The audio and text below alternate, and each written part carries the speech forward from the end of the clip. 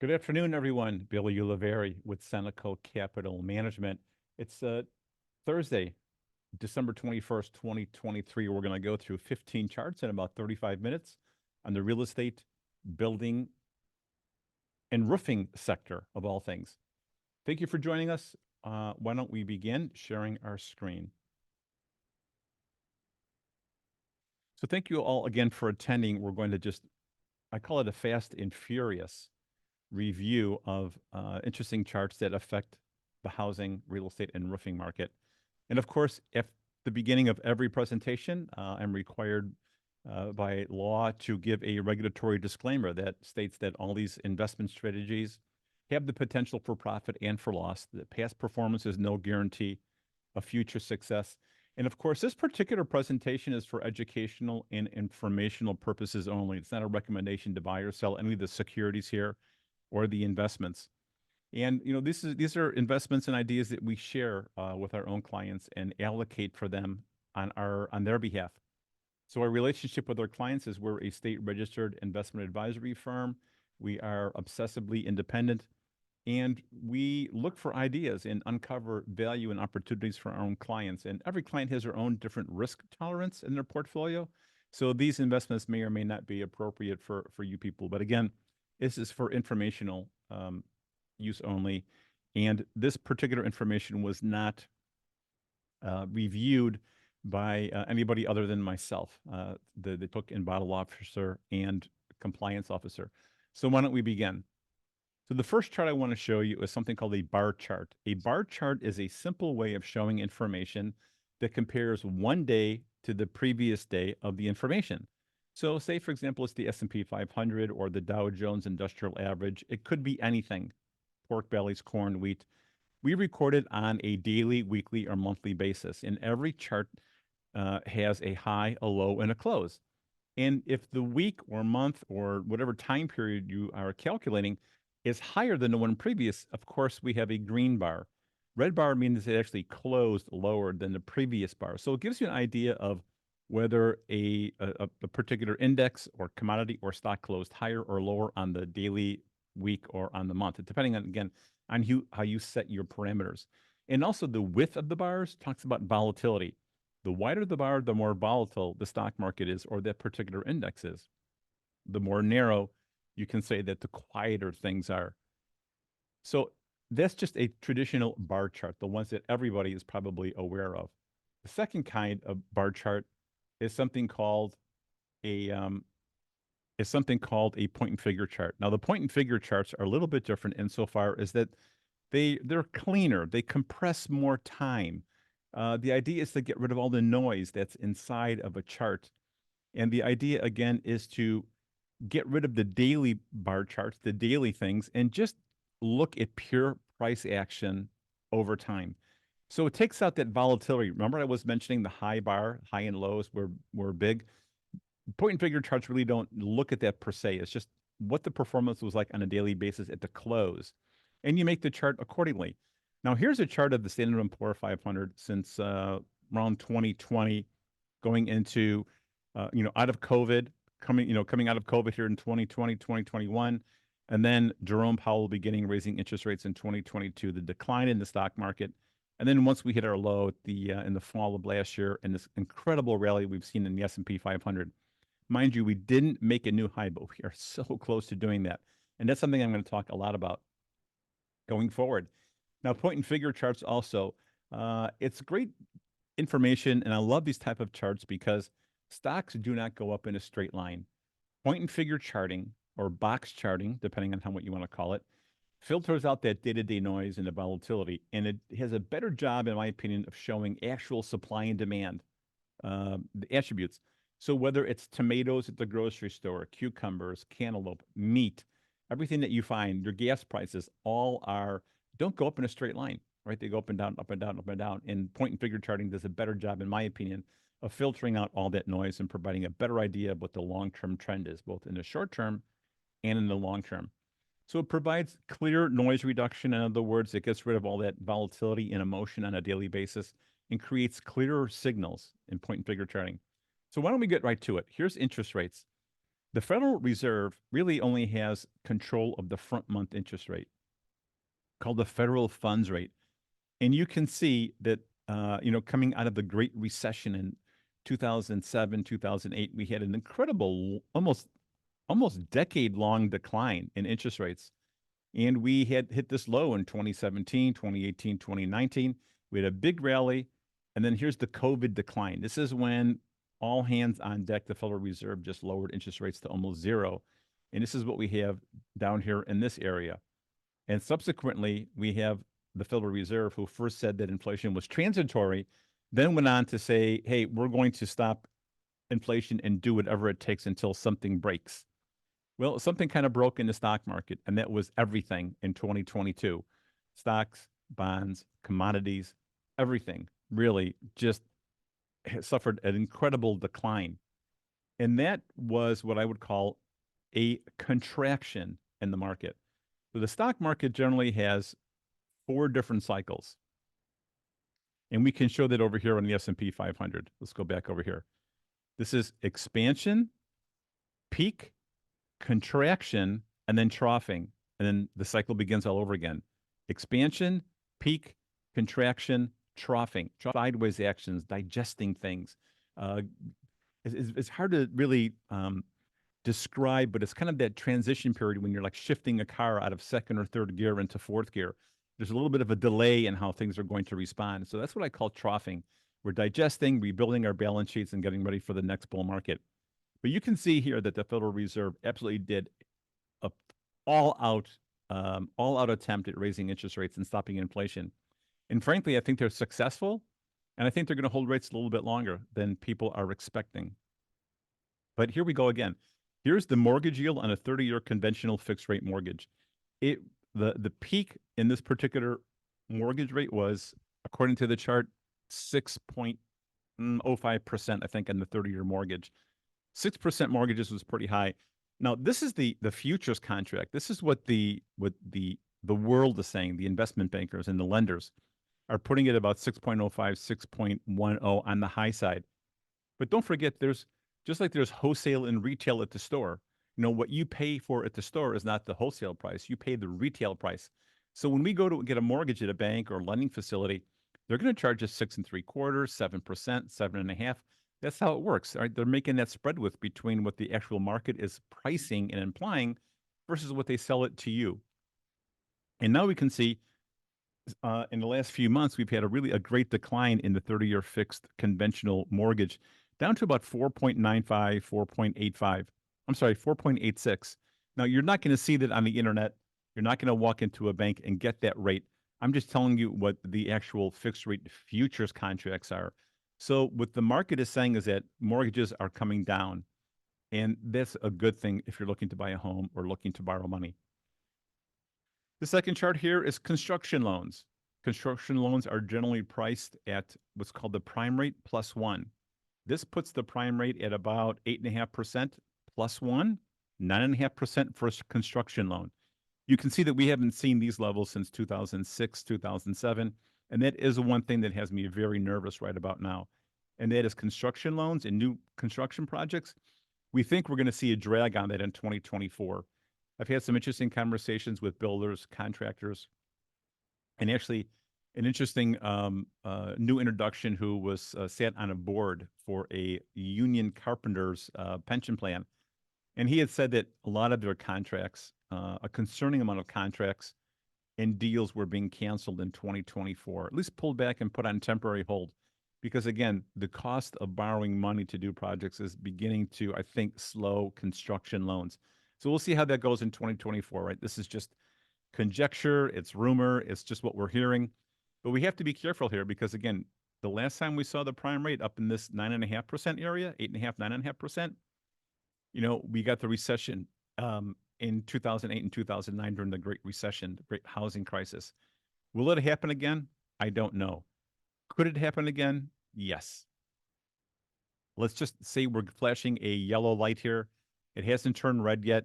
It's definitely not green, but just something we need to keep an eye out for. This next chart is called New Privately Owned Housing Units Under Construction. I find this chart incredibly fascinating because if you go back to 1974, 1975, Richard Nixon is president. It seems like the United States just can't build more than 1.674 million houses a year. I think it's a high number, but I guess if you own a building company, maybe it's considered a low number. But once again, I find this really interesting that we have these decade highs, almost a generational high in many respects, of the housing boom going on up here. And again, we saw that go from 2000 to 2005, 2006 time period. So this peak here has me very, very worried about private home construction, typically single family homes. And I think this is also another signal that while I don't think another shoe is going to drop into the marketplace, because every time you squeeze in one area, some other opportunity pops up someplace else. I just think that we need to be very, very careful here on borrowing money, lending money, and construction projects. I just think we're going to see a decline going forward over the next couple of years. Here's our next chart. This chart is called a home construction index chart, and it's equal weighted. What equal weighted means is you may remember in the TV show Who Wants to Be a Millionaire, when you could poll the audience. Everyone in the audience, young or old, smart or not so smart, experienced or not experienced, they get one vote. Everybody gets one vote. Unlike the S&P 500, which is called capitalization weighted, it means the bigger you are, the more voting power you have. So, for example, in the S&P 500, there's 480 stocks. Of the 480 stocks, about 50 of them, or 10% of the composition, moves about 70% of the index. It's the mega cap companies, Microsoft, Amazon, Apple, Facebook, Berkshire Hathaways. These big, big, big, mega big companies, a very small movement in those companies has a big, big influence on that particular index. But not so here. This home construction index consists of Beacon Supply, Beacon Roofing Supply, Beazer Homes, D.R. Horton, Greek Brick Company, KB Homes, Lennar, Pulte Home Group, Toll Brothers. These are the people that build home divisions, subdivisions, and put up a lot of houses in the United States. And here we can see the COVID lows here in 2020, this time period down here. I find it, again, absolutely fascinating that for coming out of COVID, we have just rocketed up, mainly due to lower interest rates and due to the liquidity and demand that was put into the marketplace. And so my question I'm asking is, here we are at the all-time highs in this particular index of the shares of these companies comprises this index in a 6% mortgage, in a 9.5% construction loan world. Let's see what happens here going forward in 2024. I'm not that optimistic. I think this is probably not a good time, but we'll see. It's really too soon to tell, but I want to see how, if these companies are affected in their P&L, their profit and loss, by higher interest rates. Here we go on slide 14. Here's a home construction and furnishing index. Once again, coming out of the COVID lows, great rally, interest rates beginning to get elevated from the Federal Reserve. We see a decline of, maybe 30%, which I think is a lot of a decline in this particular index. And then from here, we make brand new highs all over again. Again, I just can't get over this chart that that it's not acting the way I would expect, right? But ultimately, it doesn't matter what my opinion is. What matters are these charts, the supply and demand. And we're seeing actually a lot of demand in still home construction and furnishing, and I don't quite understand why yet. Other than perhaps some of the furnishing index component could possibly be this post-COVID world where we're not returning to office spaces, we're working out of a home office, and companies like Wayfair make it really, really easy to buy a home furnishings and just have them delivered to your door. So again, the verdict is still out. I see like a rubber band getting pulled in two different directions. We have the price of these home stocks and construction companies, and we have the drag potentially on the economy from higher interest rates. So let's see how this plays out. It's going to be very interesting. In this particular chart, this is high-grade copper futures. Futures, again, had this great logistics problem, the COVID rally, inflation, liquidity, huge spike in copper prices, the big decline during interest rate increases. And now we're seeing a little bit of life here. We're seeing copper futures begin to uptick a little bit and kind of break out of this down cycle. To me, this is really important, explaining and saying that maybe the Federal Reserve is going to keep interest rates higher longer than we think. And because what copper is in the homes, the price of homes, it's in the wiring, it's in the copper flashing, the gutters, in other parts of the home. So again, I'm getting some mixed signals here, but it is really interesting to me that copper futures have increased in value recently, and we have to see how this plays out in the housing market. But again, this decline was certainly anticipated and expected after the COVID liquidity push by the Federal Reserve, flooding the market with capital, and here again getting it, rug pulled over here in 2022 into the time period right now. Slide number 16. Here's the lumber futures contract going back to 2005. Not only are we at pre-COVID levels, we're back into the, oh gosh, the 2019 area, like even pre-2020, way back here. Lumber futures have basically normalized, which I find that this chart is amazing. At the peak COVID, a sheet of plywood at Home Depot was about $78 per sheet. It's a 4 foot by 8 foot, half-inch thick, or 5/8 inch thick. Uh, Sheet of plywood was $78, $79, maybe even over $80 per sheet. Now you can pick them up at Home Depot for $18 to $22. And it looks like this little red dot here means that even more supply is out there. Lumber prices going down. So we'll see how this is going to go. You can say with certainty that lumber prices are not the driving force behind construction costs. It certainly isn't lumber. And here's a chart of the US dollar. I find this very interesting because the US dollar is really the prime mover of all asset classes. Generally, when the dollar goes up, asset prices go down. Generally when the dollar declines in value, we see an increase in prices, increase in the stock market, increase in bond prices, increase in commodities, increases in everything in this declining market. Not perfect, not every time, but it's a good rule of thumb. So here we have peak COVID, peak fear and loathing in the market, peak fear, right? You couldn't go to the bond market for safety. You couldn't go to US Treasuries for safety because interest rates were railing substantially and bond prices were declining substantially. So there really was no safe place to go except the US dollar during this time period. And we're beginning to see some relief here. I would call this people are feeling more comfortable about investments and getting back into the market and into bonds. And actually, bond prices are paying really good yields, and there's some good future opportunity here. But I find this chart very, very interesting. Will we break this area of 100, in the dollar index? Probably. I'm just not sure exactly when that's going to happen. This looks more troughing to me, kind of like this time period over here. But let's see. The verdict is still out on the US dollar. And here, let's go through some companies. Beacon Roofing Supply, one of my favorite companies to look at.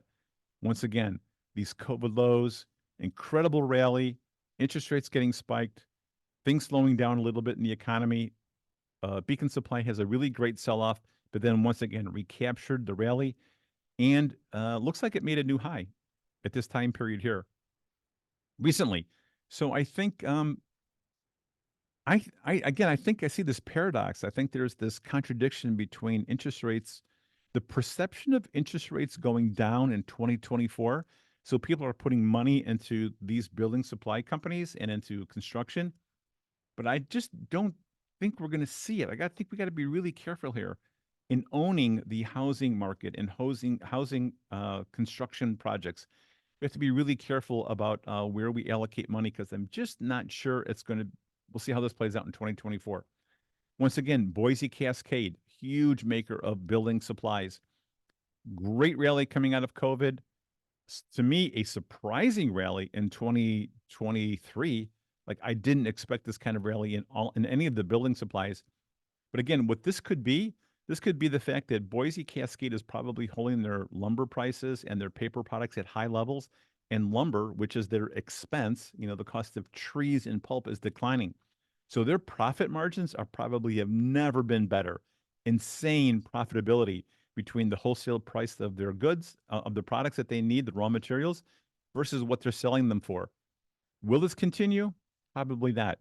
Can it continue? I doubt it because trees don't grow to the sky, right? That's what they say. So we got to assume that stock prices don't continually go to the sky.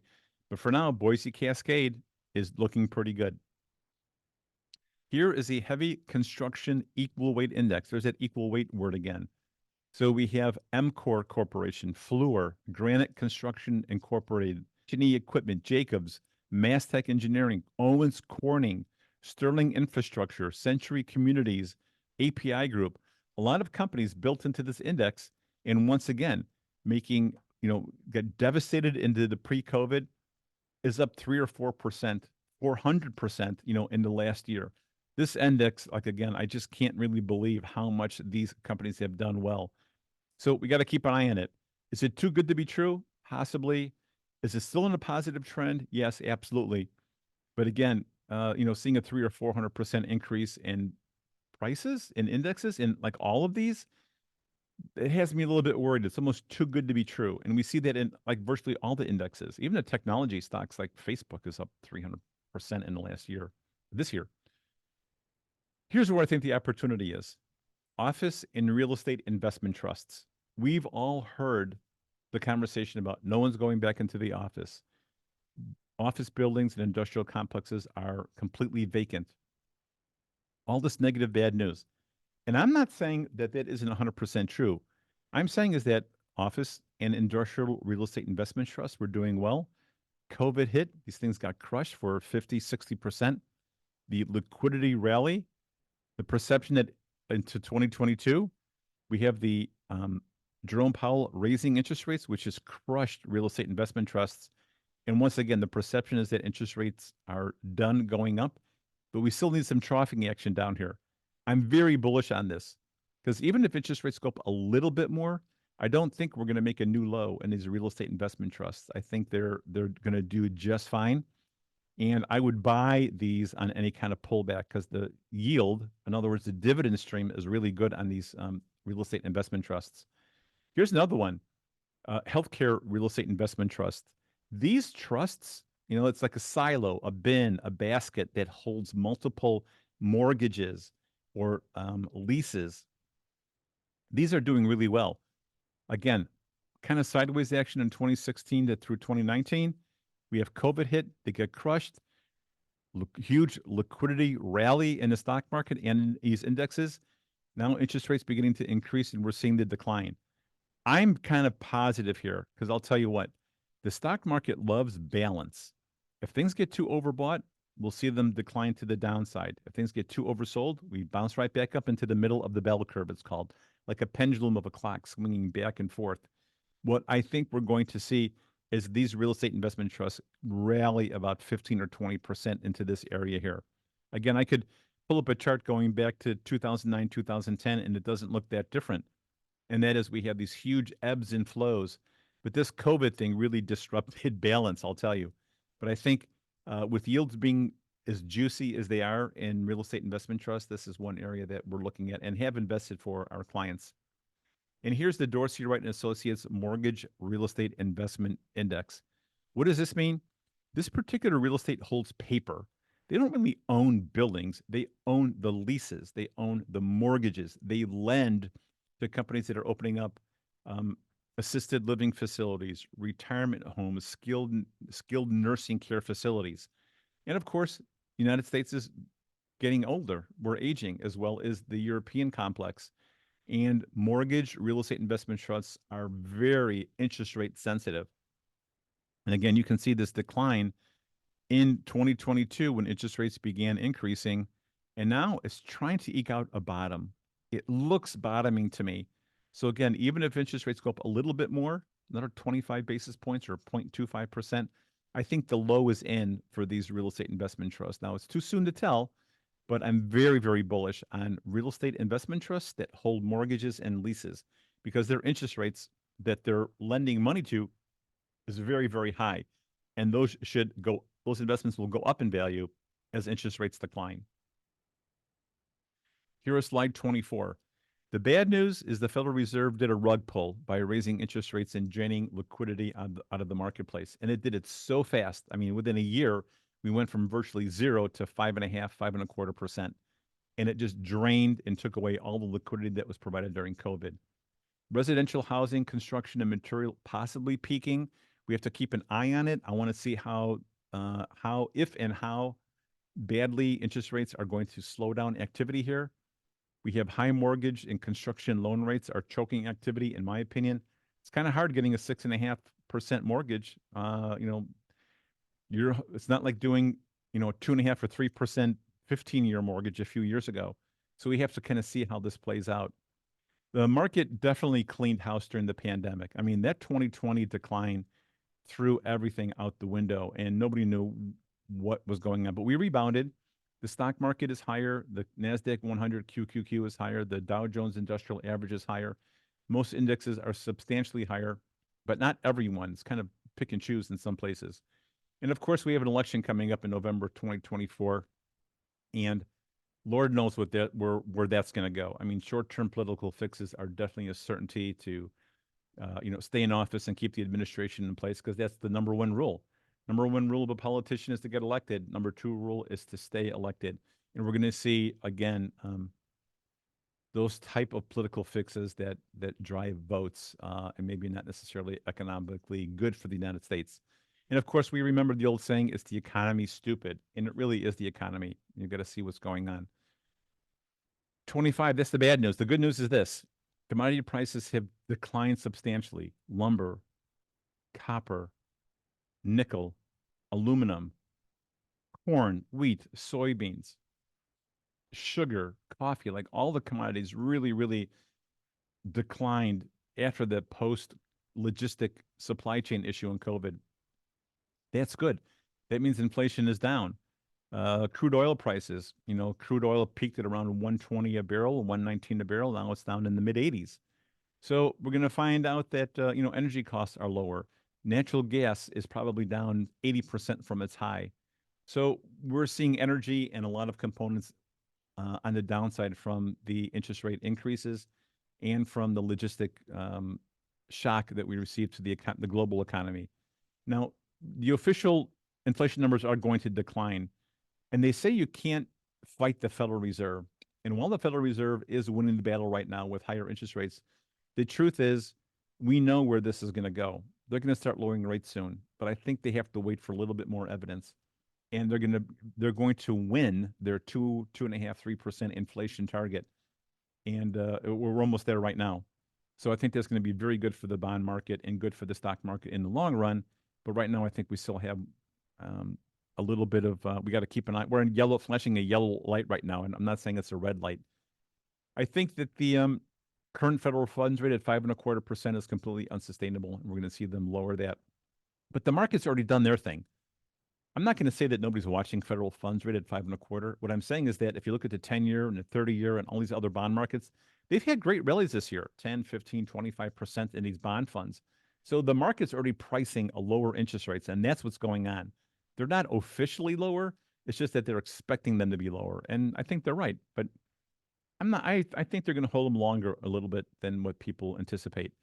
Preferred stocks, emerging markets, real estate investment trusts, in my opinion, have great opportunity. Most of the bloodletting is finished. Now we're just kind of have to wait to lick our wounds, heal our the parts that hurt, rebuild our balance sheets, and I think we're going to be in really good shape.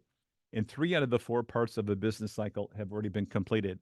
We have expansion, peak, contraction, and then troughing. Troughing is that sideways action where we take a breather, where we're shifting between second and third gear, between third and fourth, and we push the clutch down and the car kind of glides a little bit. That is troughing. And I think that's the part of the economy that we're in right now. So, again, we got to just stay alert because when we're in troughing, it usually means a lot of ups and downs and ups and downs. And we might see that in the S&P 500 and the NASDAQ QQQ and the Russell 2000, where we're not really getting much traction, although it feels like it. And you hear about it on the news, but really we're in the sideways band. And I think that's where we're in right now.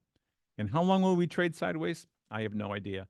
It could be a month. It could be a year. It could be like 1998 to 2008, where it's 10 years. But either way, we have to look for value. We have to uncover value. And I think that looking for yield and dividend stream is going to be a very attractive proposition going forward until the market makes up its mind. So if you have any questions about this PowerPoint presentation, if you would like to get a free, no obligation review of your 401k or your IRA, I'm happy to do it for you. Again, Cynical Capital Management. My name is Bill Ulivieri. We are a state registered investment advisory firm in Illinois, and we would love to have a conversation with you. And if there's a topic you'd like to talk about, if there's a topic you'd like for me to cover, send me an email at info@senecalcapital.com. That's info@senecalcapital.com, and we'll do a presentation just for you. So thank you very much for your time. Thank you for being here with us, and we look forward to our next presentation. Have a Merry Christmas, happy holiday, and we'll see you in 2024.